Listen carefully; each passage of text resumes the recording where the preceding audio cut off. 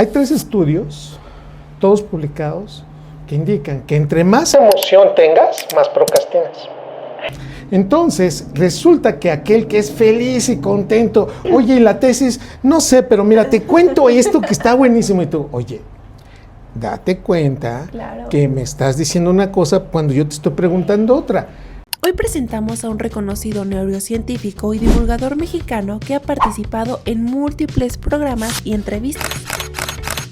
Sus investigaciones, conferencias y libros han ayudado a miles de personas a comprender mejor la mente humana. Quédate con nosotros para conocer un poco más.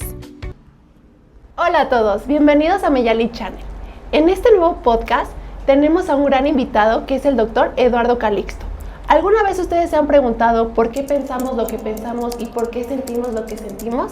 Pues el día de hoy, el Dr. Eduardo Calixto nos va a platicar un poquito más sobre estos temas. ¿Y cómo estás, señor Eduardo? No, pues feliz y un gusto y un privilegio estar aquí. Para mí es un gusto tenerlo aquí, lo admiro mucho. Muchas gracias. Y gracias por aceptar esta entrevista. Y es un privilegio estar aquí con todos nuestros amigos. Doctor Eduardo, para iniciar esta entrevista quisiera preguntarle, usted a sus 20 años, wow, ¿qué pensamientos tenía? ¿Cómo era su cerebro? Todo eso.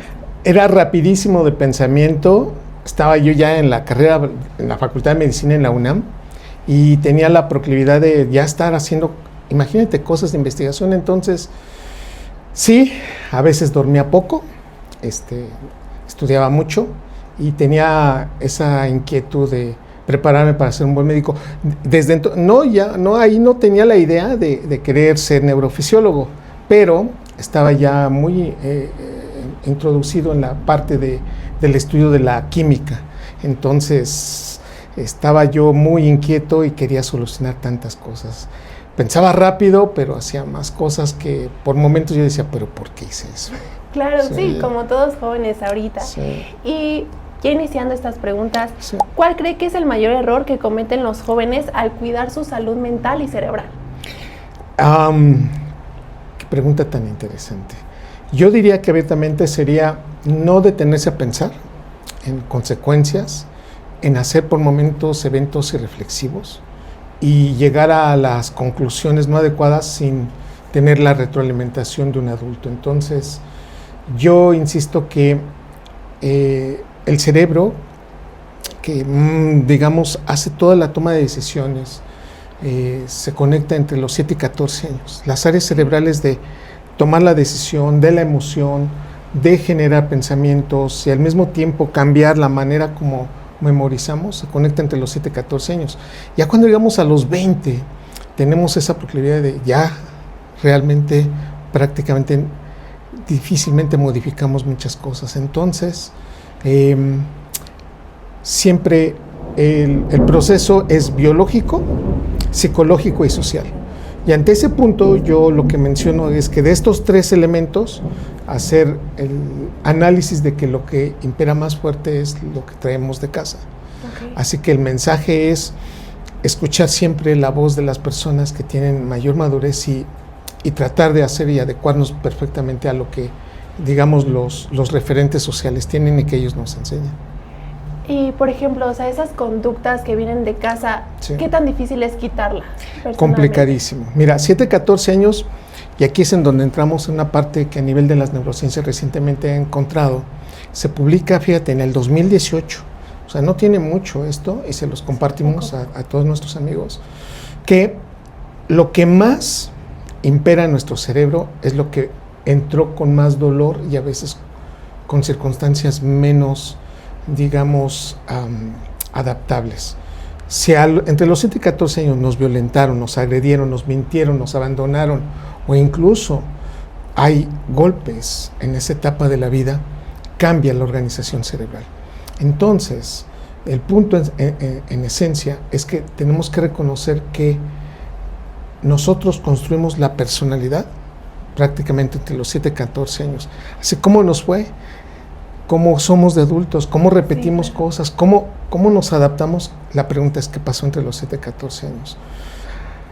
Por lo tanto, uno de los elementos básicos es que cuando ya llegamos a los 20, a los 25, ¿cómo yo me adapto a una sociedad? ¿Cómo hago que entonces algo me haga enojar o algo me haga llorar, la pregunta es ¿qué pasó entre los 7 y 14 años? Este es un punto esencial que tendríamos que analizar.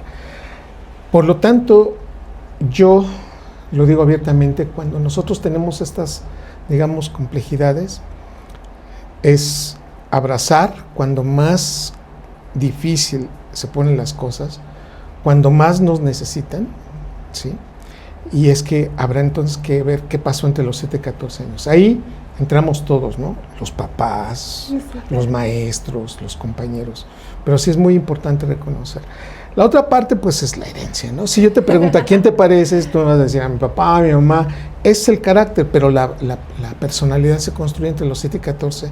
Y esa es la parte importante que creo que tenemos que considerar. Que a veces no nos explican y nos dicen, ay, Sí, no. ¿por qué? No. Y es entonces cuando nos damos cuenta que una persona que es violentada entre los 7 y 14 años ya no detecta su violencia. Una persona que le mienten entre los 7 y 14 años no detona la mentira y no le da la objetividad que es. Y por lo tanto nos damos cuenta que aprendemos muchas cosas y no las cuestionamos. Y cuando ya estamos en la etapa adulta decimos, bueno, ¿por qué fulano tiene esta personalidad y por qué dijo tales, cuáles cosas? ¿Qué pasó entre los 7 y 14 años? Y el mensaje es cuidado porque la víctima evidentemente pronto va a ser victimario. Y a veces nos damos cuenta que cuando le preguntas, oye, ¿por qué regañas a tu hijo como te regañaba tu mamá? Y la otra persona voltea y dice, ¿qué? Sí, porque es casi el mismo fenómeno que te dijeron, lo haces, pero ahora remasterizado, ¿no? Sí, desafortunadamente la violencia pasa de una generación a otra. Así que dentro de lo mucho hay que considerar qué decimos, qué hacemos y cómo vivimos. Y mi mensaje final ante esta pregunta es considerar abiertamente que la terapia funciona. No por el hecho de que estemos así de, ay, es que ya no. Ya no. Yo soy así, ¿no? Sí, No. Infancia no es vida y esto quiero que quede muy claro. Hoy las neurociencias dicen, puedes cambiar cuando sea importante y lo decidas hacer. Claro. Una pregunta, si uno quiere cambiar, ¿el ciclo tiene que ver familiar también para el cambio? Sí, por supuesto. Tenemos que asociar muchos eventos, pero principalmente qué sucede en la familia. Vale. Y tenemos que dar una pauta muy importante. Si el cerebro define que hay un conflicto y es necesario cambiarlo, ¿es posible hacerlo? Sí, pero también si el recurso de la persona que agredió, que violentó, sigue en convivencia, el proceso se alarga. Entonces es muy importante reconocer los detonantes de muchos de los factores que uno no se da cuenta. Hay personas, que tienen tristeza y dicen, es que estoy triste, y no está triste, está enojado. Y entonces volteas y le dices, espérame, a ver, es que ponte de acuerdo, se llama lexitimia. Hay personas que dicen, es que mira, no sé si te veo y me da coraje, quiero llorar o quiero reír, y le dices, oye, pues tanto te hago yo. No pueden definir la emoción, se llama lexitimia y está en el 5% de la población del planeta. Entonces imagínate esas personas que van gritando y dices, oye, ¿pero por qué? Pues no sé, pero ya te das cuenta que muchas veces ni siquiera pueden dar la emoción. Hay un dato característico, cuando somos pequeños, 7, 14 años, si una persona quiere llorar, le tienes que decir, llora. Porque la gran mayoría nos dicen, sí, no llores, ¿no? No llores. Y hasta le canta, ¿no? Dulce, ¿no? Así como en Ecatepec, no llores, ¿para qué lloras? ¿No? O no te enojes. Y tú así de, no, gracias por habérmelo dicho, porque estaba esperando que me dijeras que no me enojara, ahora ya estoy contento. No. Sería maravilloso que dijera, enójate. Pero tenemos que entender que todas las emociones se autolimitan si hay un adecuado margen de salud mental. Eso, hoy las neurociencias nos lo otorgan. Y eso es lo que, para eso estamos aquí, para poderlo platicar, en el sentido de que si alguien le autentifica a uno la emoción, entonces uno dice, esto que tengo es llanto, y eso que tienes es enojo, y eso que tienes es tristeza, y eso que tienes es asco. Si nosotros valoráramos adecuadamente las emociones de adultos, tendríamos una mejor salud mental. Para cerrar esta pregunta, déjame contarte que aquellas personas, ejemplo, digo, yo sé que no pasa, ¿no? Llega la tía Rosa, ven para acá, mi niña hermosa, y tú la ves y dices, ¿qué es esto? Y así de, no, y Y entonces no te dejas dar un beso y tu mamá grita, déjate besar. Es tu tía. Es tu tía. Y si no, y bueno, hay quienes controlan con la mirada así. Así Y volteando. entonces dices, si supiéramos el grave daño que tenemos y le hacemos a los niños haciendo eso, la probabilidad que esa niña de adulto tenga depresión es casi del 30%. Y que esa persona no se dé cuenta de los abusos a nivel social de lo que está contribuyendo a la sociedad, se deja manipular o se deja violentar. Y entonces cuando volteas y dices, oye, perdona por meterme, ¿no? Pero tu novio se pasa contigo, es muy violento, ¿no? Y tú, no, es que así me quiere. No, habría que analizar cómo entre los 7 y 14 años estos pequeños detalles contribuyen, y sí es muy importante reconocerlos y que tengamos una familia también con buena salud mental.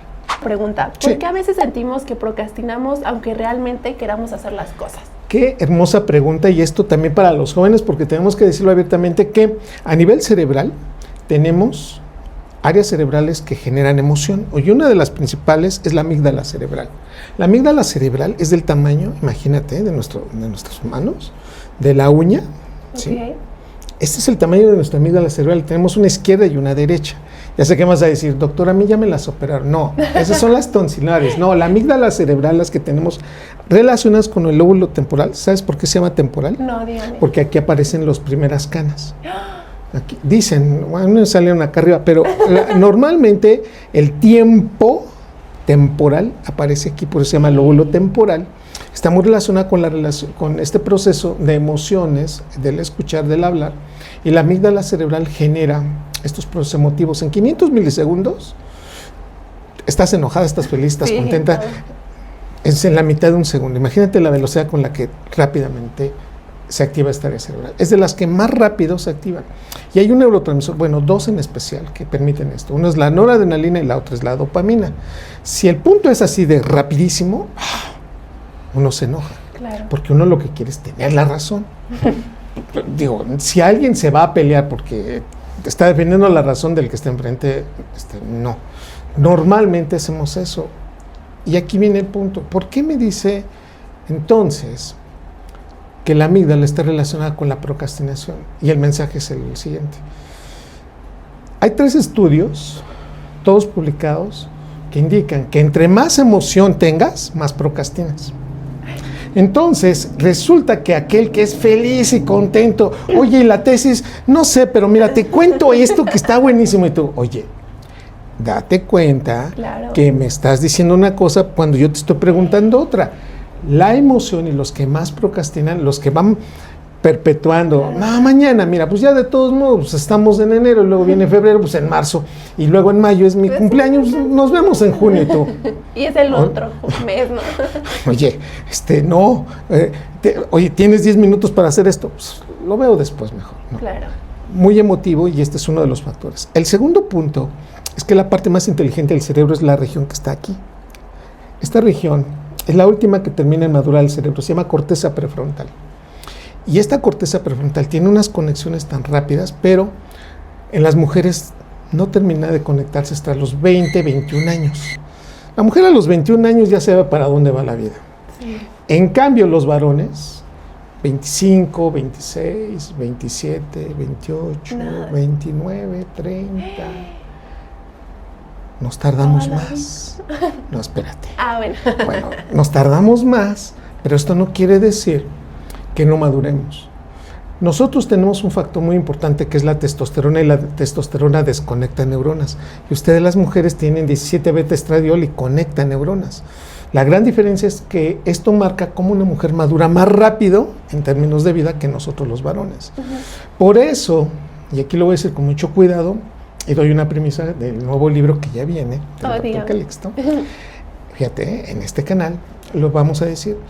¿Cuál es el conflicto de una mamá que está en la menopausia con un hijo que está en la adolescencia? Porque es de los conflictos más espantosos que dice. ¿Qué hice? Los dos, escuchen esto, está en el cuarto mamá y en el otro el hijo. ¿Qué hice para merecer esto en la vida? Porque los dos no se creen que se entienden con el otro. Desafortunadamente es el adolescente todavía no tiene corteza prefrontal y la mamá que ya tiene una madurez increíble, que ya sabe para dónde va, sube y baja, y le dice, es que mi hijo no creo que no me entiendas lo que te estoy diciendo si es por tu bien. En términos generales, las mujeres maduran más rápido. Quienes procrastinan más es cuando se tiene más testosterona o no se tiene tanta corteza prefrontal, porque no se regulan los límites. Okay. Y entonces una persona sin corteza prefrontal, vámonos a Acapulco, pues vámonos, y luego allá en Acapulco, pues ¿qué hice, no? Sí, porque estoy aquí. ¿Qué hicimos, no? O sea, cuando hay personas que te dicen, oye, las consecuencias de esto van a ser aquello. Ay, ¿qué te digo? Mira, mejor hubiéramos hecho tal cosa. Entonces hoy reconocemos que esto cambia en la medida que vas regulando tu corteza prefrontal. El ser humano es una especie tan hermosa y tan maravillosa. Tenemos 86 mil millones de neuronas. Somos capaces de generar 48 pensamientos por minuto, de tomar 2.160 decisiones al día, pero depende de tus emociones. Y si la emoción es muy fuerte, somos menos inteligentes y menos congruentes. Y esta emoción puede ser de las hermosas o puede ser de las terribles, pero las emociones quitan objetividad. Por esta razón, entre más emocionados, no tenemos prefrontal y podemos seguir procrastinando por mucho tiempo. Wow, uno diría que cuando uno está más feliz, con más ganas, pues hace las cosas, ¿no? Pero sí, es totalmente al revés. No, tenemos, y esto hay que irlo generando y hay que irlo acompañando. Por eso, lo peor que podemos hacer es, ay, siempre lo haces mal. No, lo vamos a hacer mejor y te acompaño. Y una de las mejores experiencias que uno puede hacer en estas etapas de la vida es decirle a alguien, yo también cometí ese mismo error. Hay muchas personas cuando voltean y dicen, ¿qué? Yo también lo hice. ¿Cómo tú? Sí, pero mira, hoy estoy aquí para acompañarte y decirte que eso nos puede afectar. Estos factores influyen y por eso el mensaje es ese, que qué bueno que tengamos la posibilidad de que alguien nos pueda acompañar en ese espacio. Wow, wow, doctor, estoy sorprendida porque no, o sea, uno sí se pregunta, ¿por qué procrastino? Mañana lo hago, mañana lo hago. Pero emociones. Son las emociones, madurez, ¿no? cortical, sí. ¿Y sí se puede mejorar eso? Por supuesto. ¿Pero con qué tipo? O sea, ¿cómo qué nos recomienda? Bueno, primer punto es encontrar el detonante y entonces entender. Mira, cuando alguien me dice, a ver, ¿por qué eso? Espérame, antes de que me sigas cuestionando, no me gusta la manera como me lo estás diciendo. La prosodia. Si algo detecta el cerebro humano es, me estás gritando, me estás levantando la voz. Y sería fantástico que me dijeras, y además no me gusta que me lo digas como me lo estás diciendo. Primer punto. Segundo punto es el objetivo. No me digas que hay que cumplirlo, sino el objetivo, cuándo y por qué hay que hacerlo.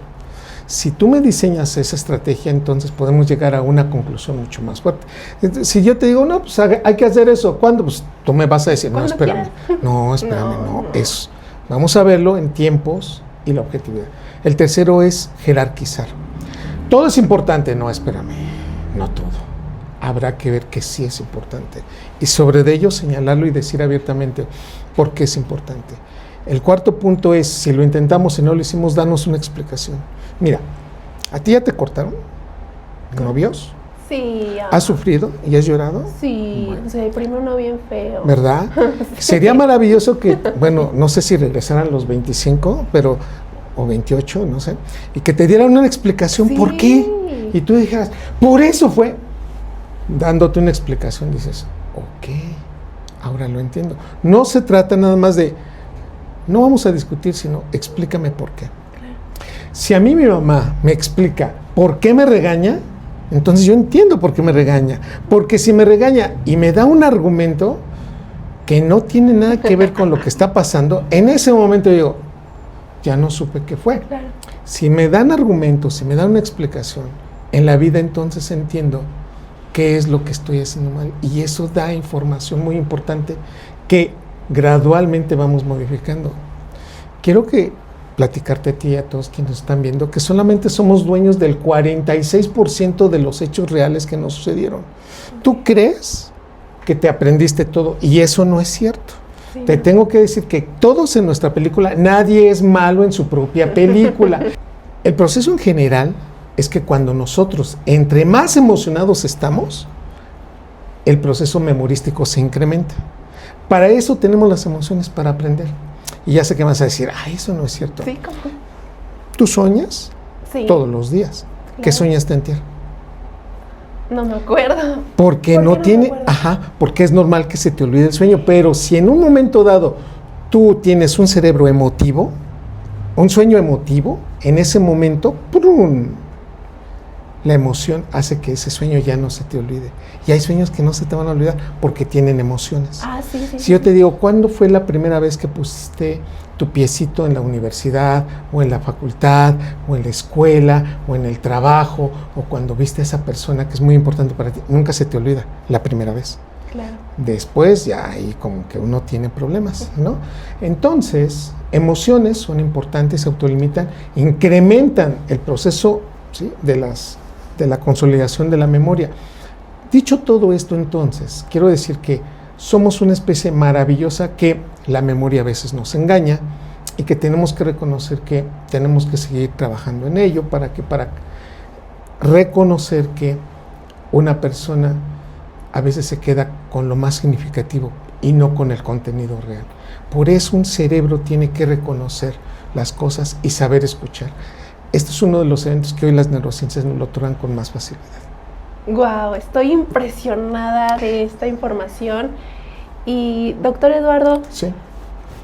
hablando un poco de la memoria, de por qué se nos olvida Sí. cosas y todo eso, dormir, ¿por qué es un factor importante? Fíjate, casi nadie hace un análisis, digo, los que estudian sueño, que son maravillosos, y en México, yo no sé si ustedes saben que hemos tenido investigadores de sueño de lo más, digamos, frontera que existe. Si yo les dijera, usted duerme entre el 30 a 35% de su vida, la ha pasado dormido. Nos quedaríamos, ¿sí? Sí. En términos generales, de las 24 horas al día, usted está despierto 16 horas y 8 horas promedio dormidos. Hay quienes un poquito menos, quienes un poquito más.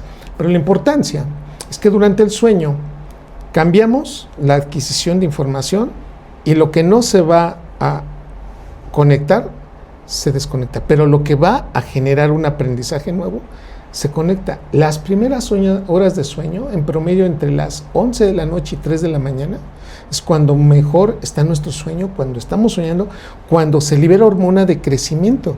Uno se queda pensando, pero ya no tengo que crecer. No, usted ya no crece, pero le crece el pelo, los epitelios. Usted tiene que regular el estado químico del cerebro, y es ese momento. La importancia del sueño es fundamental para aprender, para la buena salud mental y para la regulación hormonal, para la regulación de ciclos. Hoy sabemos que cuando uno dice, ay, ¿por qué te enfermaste? No, pues que llega mi hija, ¿no? Y que le digo Sara y que me conteste y que se larga. Y entonces por eso me hice diabética. Y entonces dice, oiga, no, espéreme. Usted le echa la culpa a eso. Usted ya venía con malos hábitos. Y los primeros malos hábitos es recorrer horas de ¿qué? De la comida, del sueño. Hay quienes dicen, no, es que antes me dormía a las 10 y ahora me duermo a las 12. Claro. Ese prolongar del sueño impacta directamente la regulación hormonal. Y luego dicen, mana, la menopausia.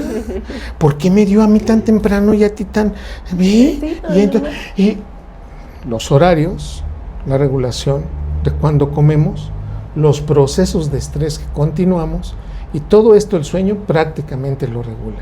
Por eso la importancia de tener buenos los horarios, hacerlos adecuadamente, regular bien nuestros horarios de alimentación.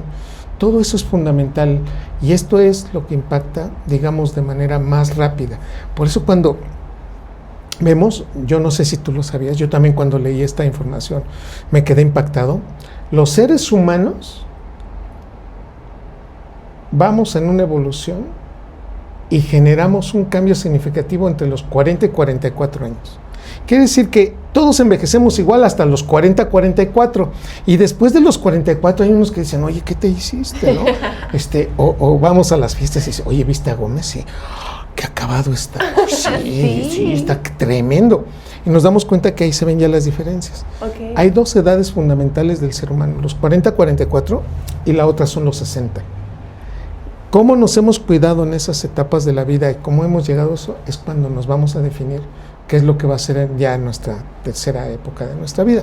Pero en términos generales, con todo esto, dormir es fundamental para adaptarnos. Así que, por favor, no lo vean mal, duérmanse, y lo que es recomendable, dice el campo de las neurociencias, no son 8 horas, son 7.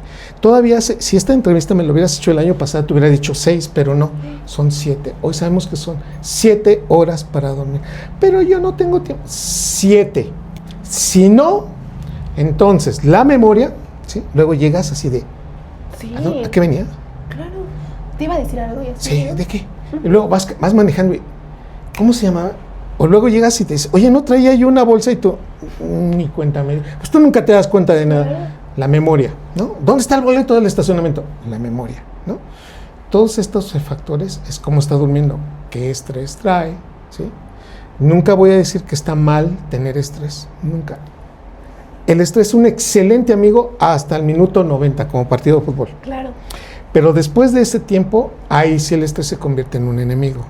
Un estrés de menos de 90 minutos, sabes para dónde te vas, qué tienes que hacer rápido, a quién le hablo, qué te digo, quién me ayuda.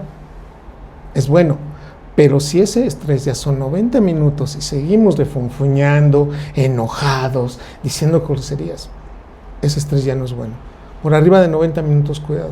Y si usted me dice, doctor, ¿qué hago? Encuentra tu detonante, date una explicación, respira, controla tu respiración, sé objetivo en tu respiración, abraza a una persona que tú quieres, date un premio, háblalo, y con todo eso, duérmete.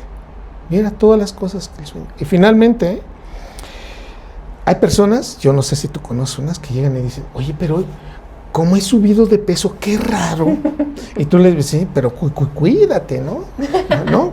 Estás, pues, ¿qué te pasó, Calixto? Y tú, ya, déjame en paz, ¿no? O sea, suben de peso. ¿Cómo están durmiendo?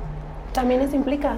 Cuando tú duermes, el sistema, uno de los principales sistemas que tenemos de regulación del hambre y la información que da el intestino al cerebro, junto a la información que da el hipotálamo, es muy simple.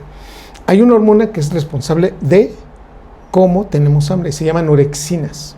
Okay. Y a más orexinas, más hambre. Si tú le quitas sueño, y ahora dormiste 4 o 5 horas, por la razón que tú quieras, Claro. al día siguiente estás pique comida. Ya comiste, oye, estás comiendo de más. Déjame, ¿no me estás cuidando la comida o qué? Y cuando te das cuenta, ya subiste de peso. Es como la recompensa por no dormir. Porque el cerebro decía, yo tenía que estar dormido a las 3 de la mañana y estábamos haciendo tal cosa, entonces voy a gastar más energía, se incrementa la orexina y el hipotálamo ya no regula, ¿sí? el proceso de hambre. Cuando nosotros comemos, se libera la leptina y ¿qué dice el hipotálamo? Hasta aquí. Claro. Entonces hay un equilibrio entre leptina y orexina y esto lo regula muy bien el sueño. Por eso dormir mal nos hace subir de peso. Aquellas personas que quieran bajar de peso, el mensaje es, duerme mejor antes de que hagas una dieta. Dormir es importante en la vida del ser humano. Y, por ejemplo, como estudiantes y también que trabajamos, obviamente va a haber comentarios de, ay, es que uno trabaja y uno estudia, ¿cómo le hago? Realmente, ¿cómo le hacemos? Jerarquizar, pero sí, lo que sí no deben tocar, y aquí se deben de organizar, son las horas de sueño. Ya sé que vas a decir, pero es que hay veces, habrá veces, pero entonces hay que cuidarse más porque esto te lo va a cobrar. Ya nos veremos cuando tengas 40, 44 años y tú digas, Eduardo, es que ahora ya se me olvidan más las cosas y yo te diga, pues yo te dije cuando te estabas jovencita que tenías que cuidarte, porque muchas veces la memoria, no sé, les voy a poner un ejemplo. No es lo mismo que se te olvide algo que tú digas, ay, ¿cómo se llamaba esto? Me falta una letra para el password y todo. Andas estresado. Eso es estrés. Espérate 30, 40 minutos, menos un poquito. Sí, hasta te llega el flashback, ¿no? De, ya me acordé. Ajá. Listo. Te das cuenta que estabas estresado, estás cansado, andas privado de sueño, no comiste. Cualquiera de las cosas. Pero cuando tú le dices a alguien, a ver, ¿cómo se llama esa estructura que está entre la cuarto y un cuarto? Y entonces tú le sacas el picaporte, la abres, se llama puerta. La persona dice, no sé. Cuando ya se le olvidan esas cosas, ya es un proceso de demencia. Y habrá que entender qué tipos de demencia, porque hay muchas. Bueno, antes pensábamos que no tenía que ver una con otra y hoy nos damos cuenta que sí. Así que Es muy importante dormir, adaptar y organizarse. Si tú me dices, en mi casa, en mi familia, hay antecedentes de hipertensión, cardiopatías, de diabetes, de enfermedades neurodegenerativas como el Alzheimer, no nos conviene romper desde esta edad, ¿sí?, ciclos. Hay que tener muy bien adecuados tus ciclos y hay que adaptarse. Doctor, ¿pero cómo le hago? Tienes que encontrar, es posible todo, pero lo que menos debemos afectar es el sueño. Yo tengo alumnos en la Facultad de Medicina y llegan todos heroicos. Doctor Calixto, vengo en vivo. Llevo 24 horas, 36 horas en dormir. Entonces yo lo volteo y le digo, usted lo máximo que está promedio va a alcanzar es un 8. Claro que no, sí. No por el hecho que no aprendió, sino porque usted ya viene privado de sueño y ya no va a tener el mismo desarrollo y competencia como si usted hubiera dormido. Paradójicamente, el que durmió más va a tener casi un 9, claro, con respecto a asociar con la memoria que tiene una persona que tiene privación de sueño. Así que ténganlo en consideración. Hay que dormir, chicos. Ok, doctor Eduardo, ¿las relaciones tóxicas cambian el funcionamiento del cerebro o solo afectan nuestras emociones? Todo. ¿En dónde estás? ¿No? Uh-huh. Yo voy por ti, ¿no? Sí. Mándame una foto, quiero saber, ¿no? Oye, pero es que mira, yo te amo a ti, pues no parece, ¿no? Cuando una persona no tiene confianza, cuando la relación se manifiesta con control, con sensación de que algo no está bien, estamos hablando de procesos de toxicidad, de sentir que yo controlo para que me sienta bien yo, y entonces se vuelve una relación unilateral. El amor es comprensión, es otorgamiento, es confianza. Normalmente una relación empieza con un enamoramiento y la neurociencia dice, es un error y una estupidez neuronal transitoria. Resulta que cuando estamos enamorados se libera tanta dopamina que se nos quita la corteza prefrontal. Y entonces vemos más guapo, guapa la otra persona, inteligente, nunca huele mal, nunca dice una mala palabra, y si la dices porque era necesaria y lo pasa uno justificando.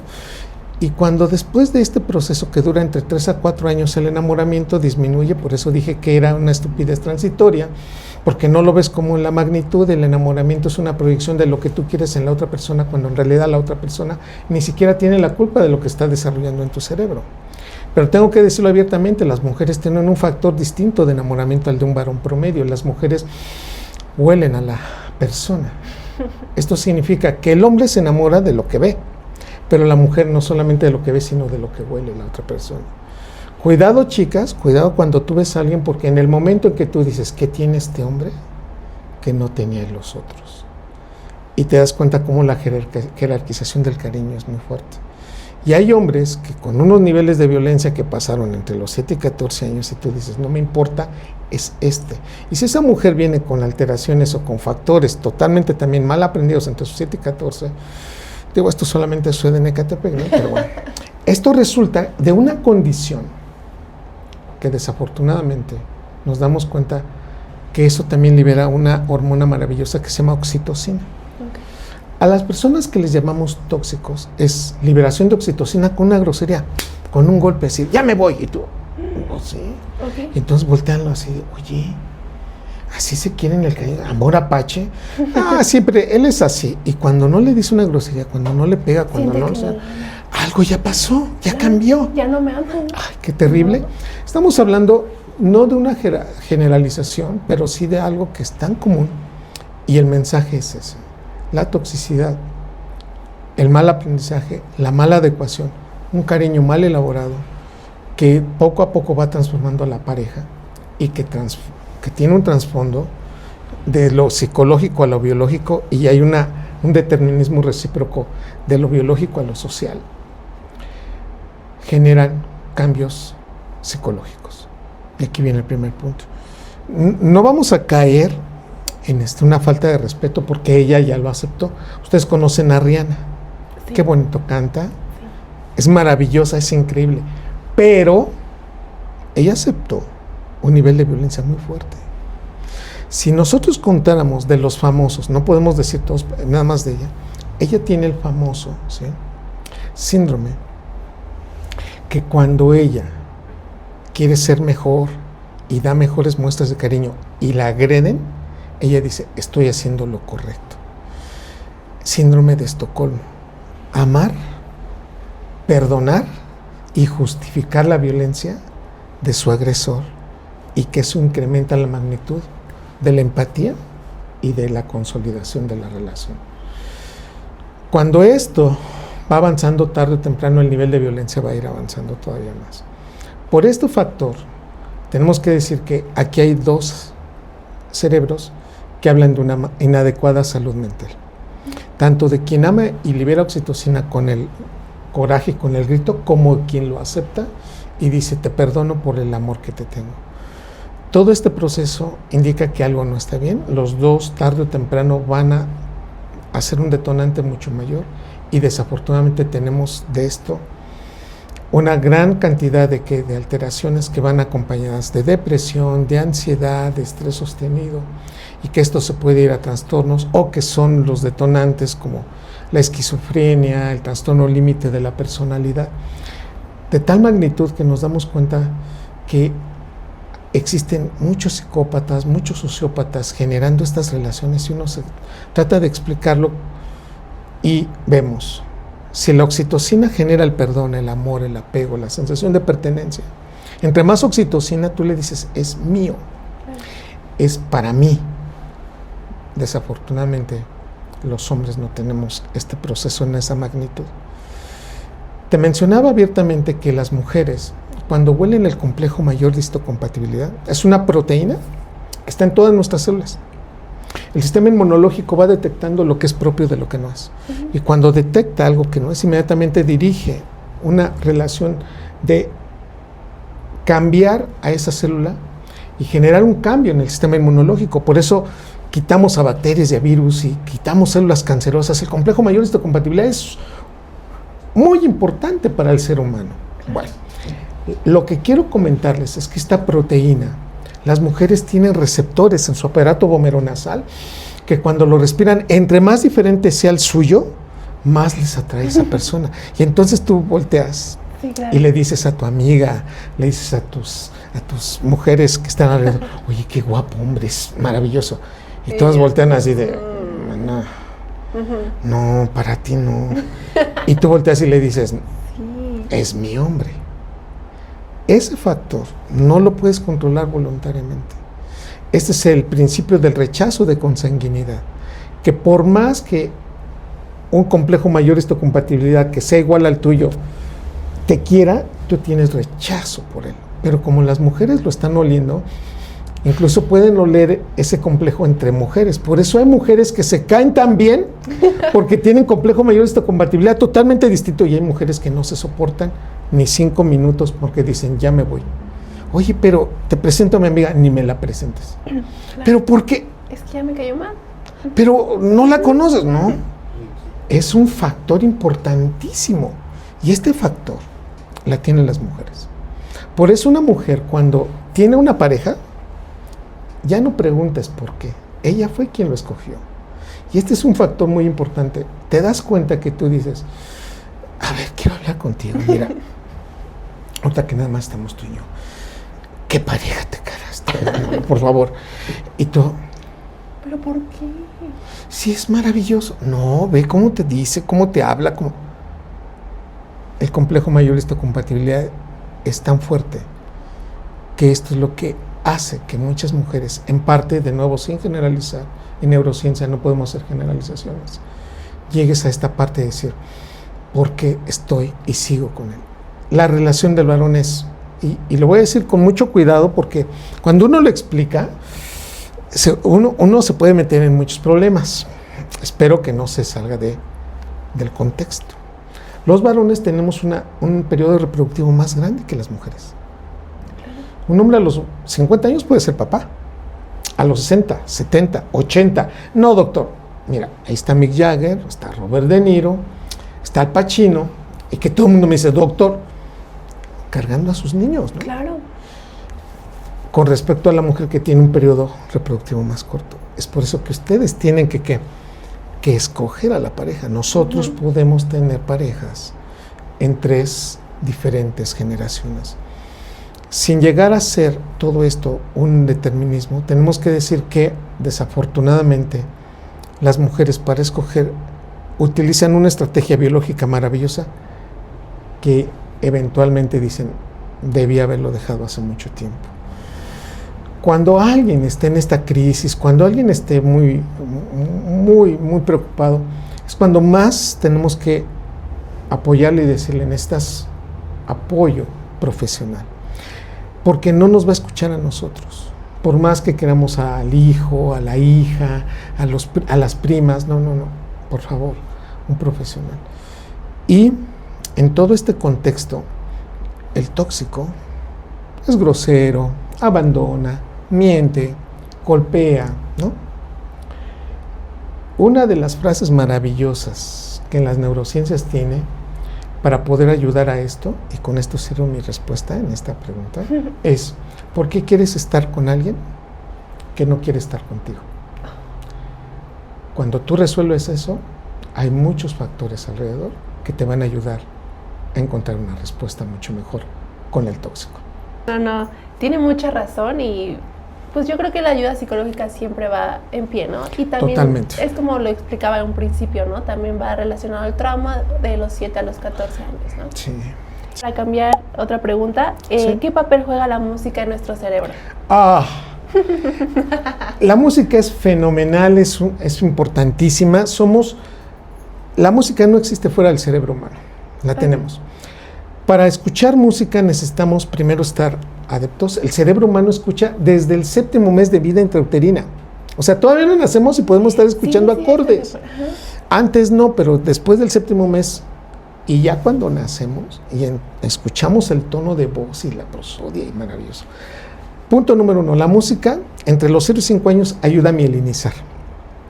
Es decir, ayuda a producir toda esta carga de mielina que permite una mayor conectividad de neuronas.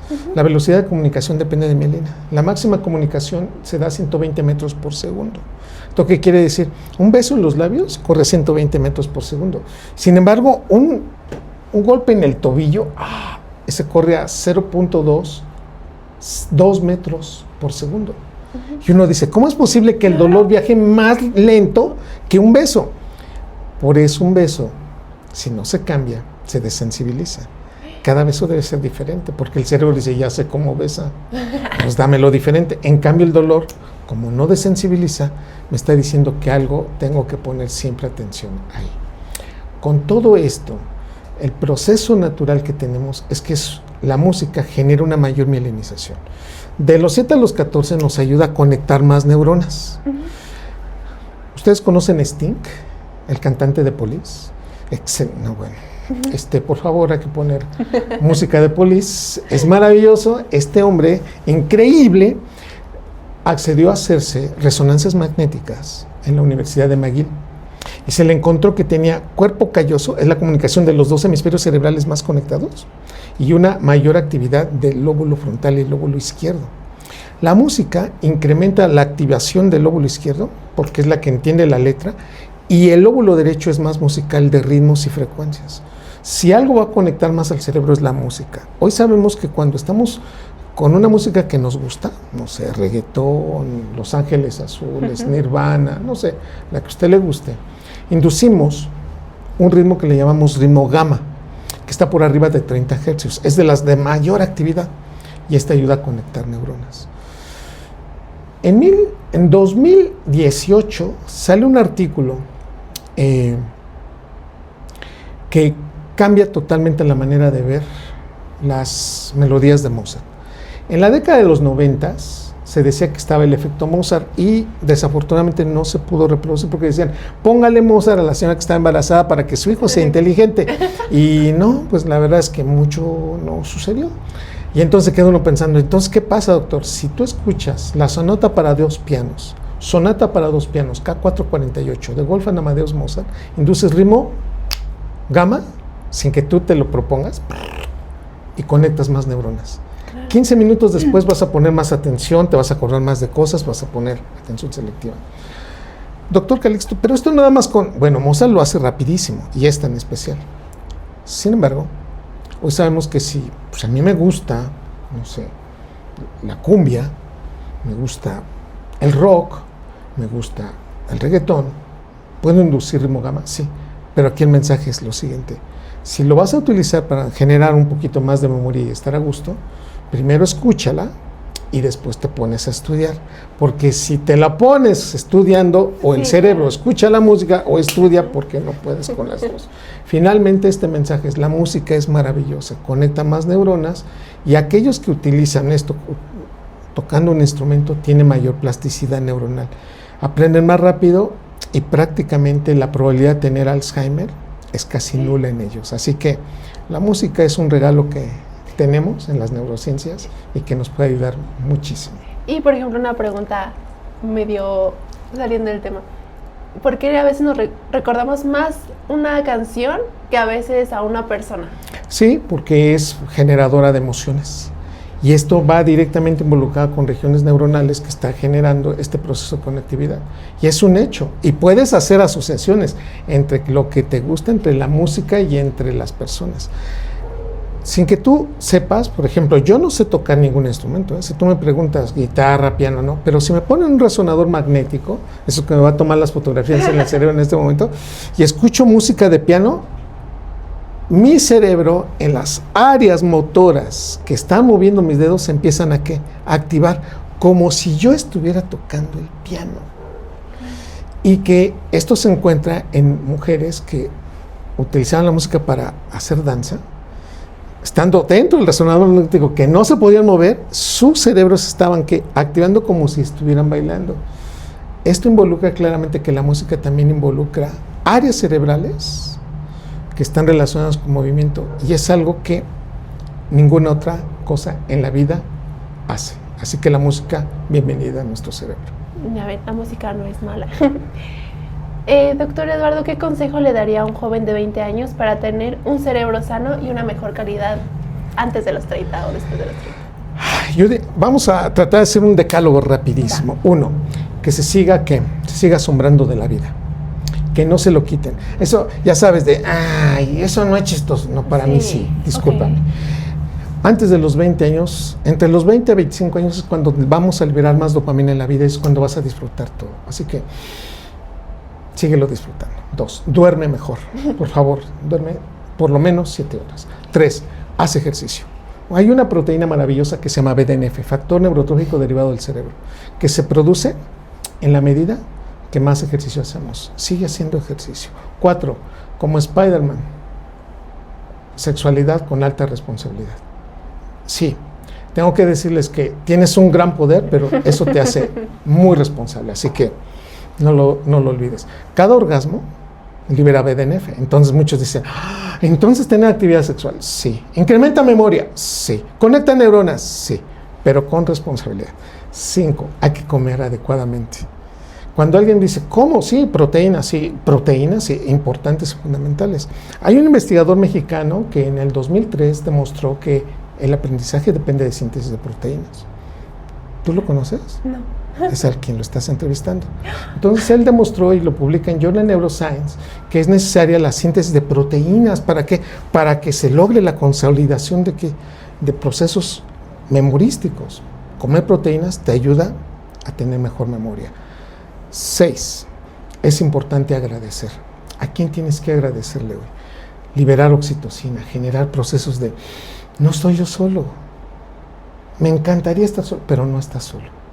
Eres una persona que estás acompañada y hay muchas personas que te quieren. ¿Quién te quiere? 7, sigue aprendiendo. Por favor, te pido, por lo menos una vez al mes, aprende algo. Lo que quieras. Vete por una nueva calle, lee un libro, genera eso. 8, la lectura es fundamental. Por lo menos 15 minutos de lectura. Como quieras, el periódico, la revista, un libro, pero sobre todo que escuchar, entender, saborear la lectura es fundamental. 9, si puedes hacer un viaje, hazlo. No te limites. Vámonos. Doctor, pero quiero hacer un viaje aquí cerquita. Hazlo. conocer personas, generar nuevas interacciones, seguir motivado para hacerlo. Y 10, somos la única especie de todo el mundo animal que sabemos que un día nos vamos a morir.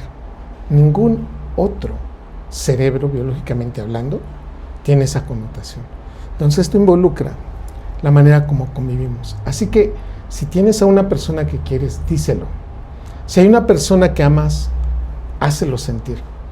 Si hay una persona que quieras pedirle perdón, hazlo.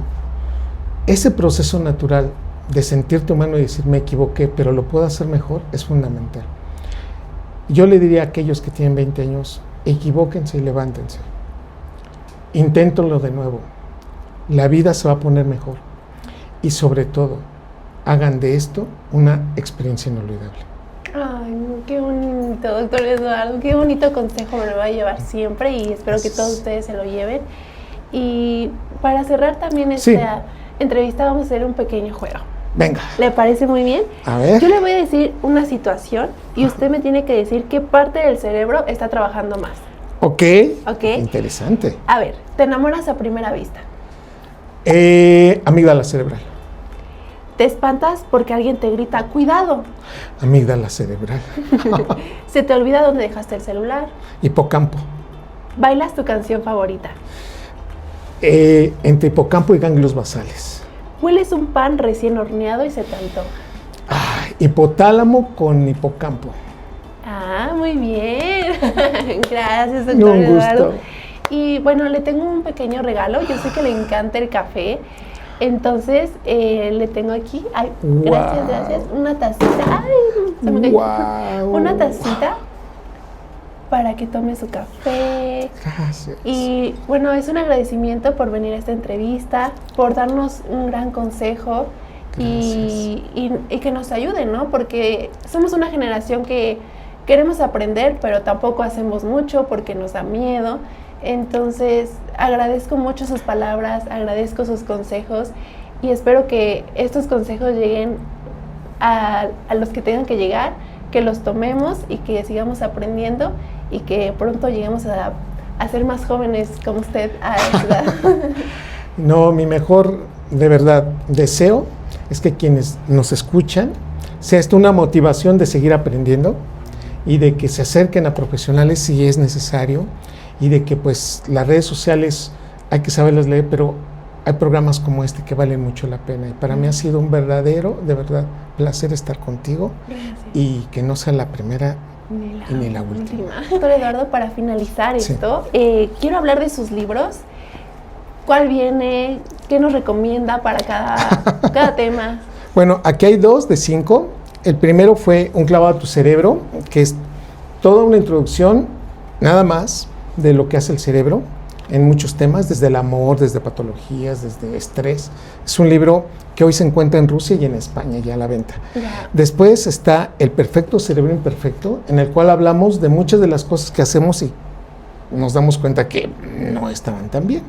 Tenemos el lado B de las emociones, en donde hablamos específicamente de las emociones y las reflexiones que se puede uno hacer con respecto a ellos. Está uno que se llama Amor y desamor en el cerebro, que hablamos de 20 historias de amor y que de esas 20 historias de amor decimos qué pasó en el cerebro cuando se termina.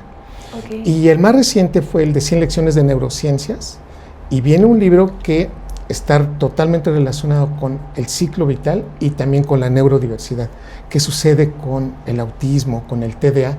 Que son temas que a veces no entendemos y que pues no son patologías, sino son cómo el cerebro funciona de manera distinta. Y esa manera de pues procurar entender mejor a las personas. Se lo recomiendo muchísimo. ¿Y dónde lo podemos encontrar? Yo estoy en mis redes sociales, @ecalixto y Dr. Eduardo Calixto. Yo pues ahí hacemos algunas invitaciones. Próximamente vamos a estar en el Teatro Xola con una conferencia que es Amor y Separación. Okay. Que ahí los vamos a invitar. ¿Todavía no tiene fecha? Estamos procurando que sea el 21 de agosto. Ok. También pues todos mis cursos en línea para quienes puedan inscribirse en ellos en la plataforma de Talento y en la plataforma de Crecer. Ahí estamos.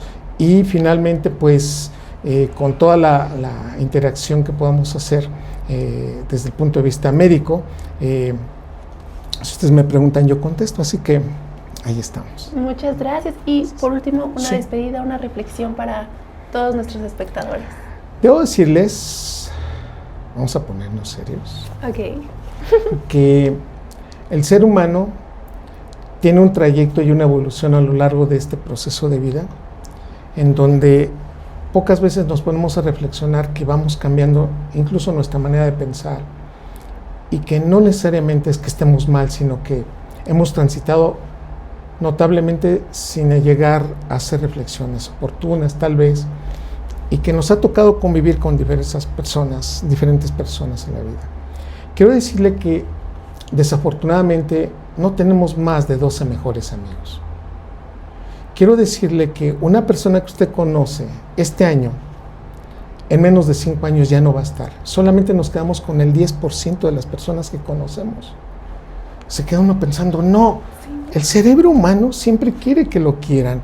Cuando alguien te dice no te quiero, nos hace sentir mal, aunque ni siquiera lo conozcamos. Pero ¿por qué me dijeron eso? Queremos que nos quieran. Hay personas que ha costado mucho trabajo transitar en esta vida. Déjame hacer una reflexión que viene precisamente en este libro, en el cual dice, el cerebro humano se conecta prácticamente antes de los 3 meses. Cuando nace, su primer bocanada de aire le permite una oxigenación que hace que se conecten áreas cerebrales, se quiten algunas que ya no van a ser necesarias, neuronas, me refiero a ello.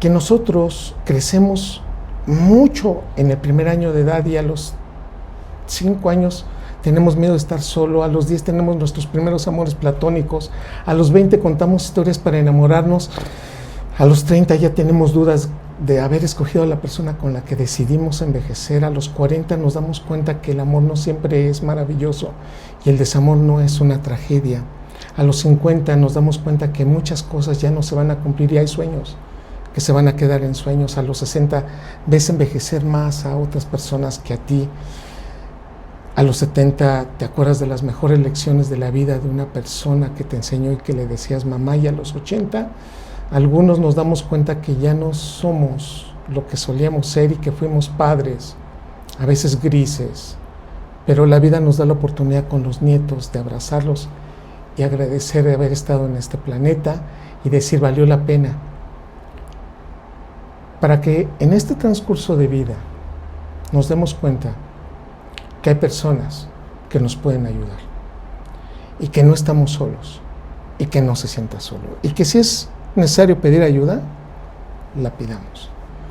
Que hay profesionales, si en un momento dado yo no me siento feliz y quiero estar mejor, que trascendamos en la vida de los demás pero de una manera sana y tengamos buena salud mental. Que nada te haga perder tu salud mental, tu paz mental. Y que si vas a abrazar a esa persona que amas, sea incondicional, pero también sea en paz. Y que si vas a abrazar a tus hijos, los ames, sin condición de nada. Tenemos mucho, esas 86,000 millones de neuronas son 86,000 millones de razones para ser feliz, por más que tengas 1, 2 o 3 problemas que sean muy fuertes. Mi reflexión es esa, tienes un cerebro más grande y maravilloso que cualquiera de tus problemas. Ay, wow, doctora. Muchas gracias. Muchas gracias. Un honor. Gracias por estar aquí. Como dice, que no sea la primera ni la última vez. Y los invito a suscribirse, que le den like, que compartan mucho este video y que sigan esta reflexión, estos consejos, porque todavía tenemos mucha vida por delante y muchas cosas que vivir. Muchas gracias, doctor. Gracias. Y pues les mandamos un besito. Gracias. Bye, gracias.